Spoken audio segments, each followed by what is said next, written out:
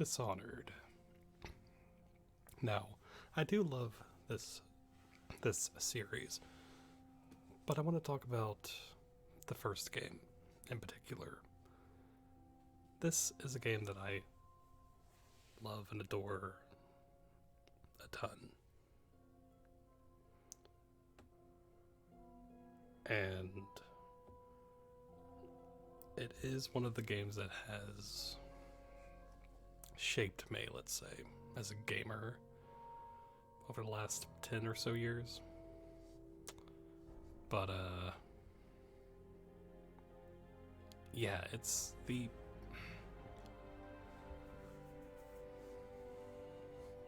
world of Dishonored I just find to be really interesting. The background lore, the people, all the different places in the world that are in this universe of Dishonored, I find to be really fascinating. And I just really find it really fun to play, because it's one of the very, very few games where I actually like doing like challenge runs or challenge myself playing a game a certain way and keeping myself playing that way. I don't know, I just really like, it's something about the game for me that just clicked in that sort of way for me.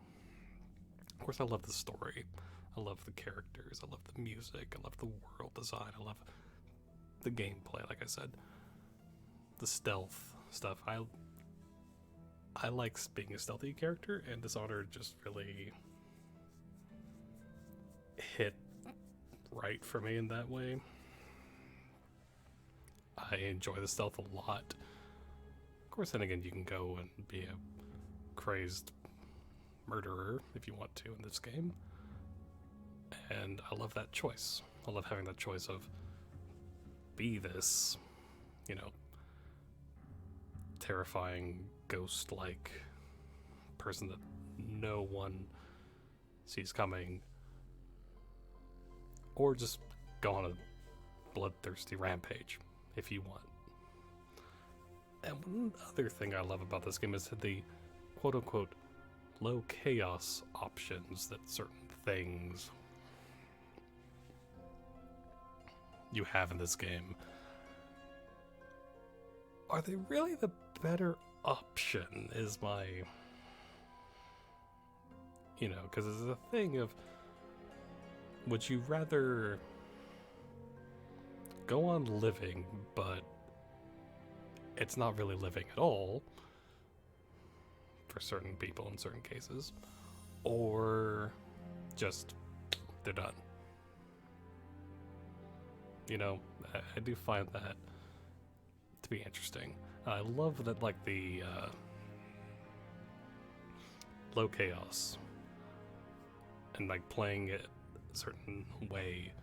The ending I love because they are terrified of you.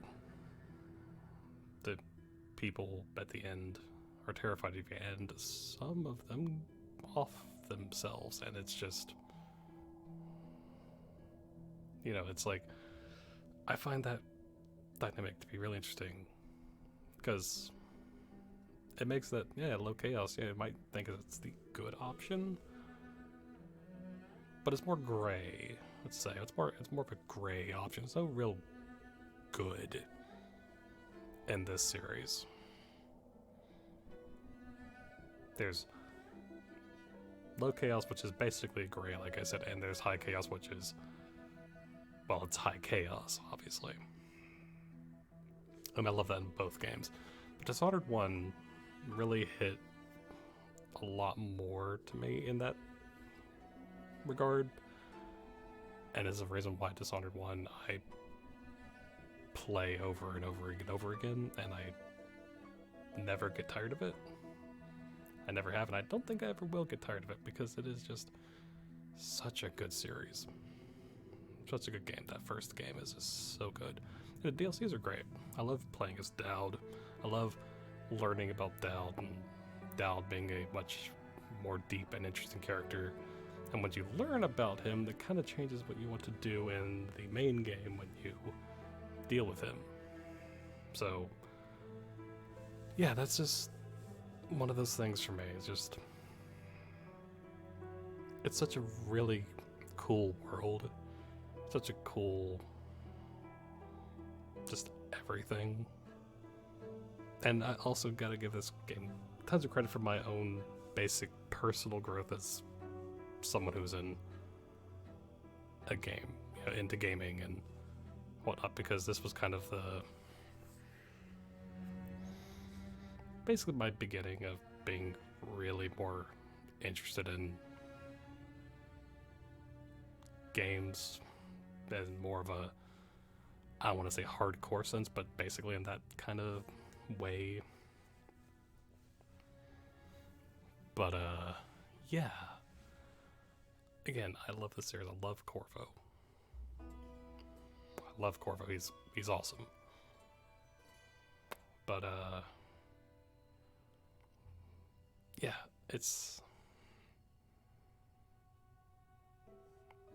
you know, I don't want to spoil too much if someone hasn't played it before, obviously, but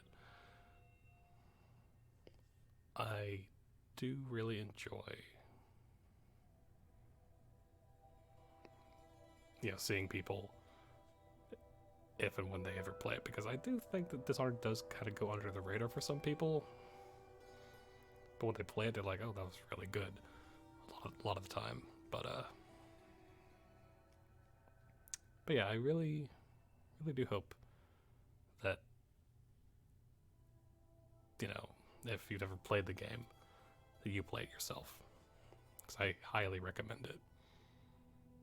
But yeah, and also I suggest playing Dishonored 2 at some, you know, after Dishonored 1, obviously, but Dishonored 1 is definitely a must play in my opinion.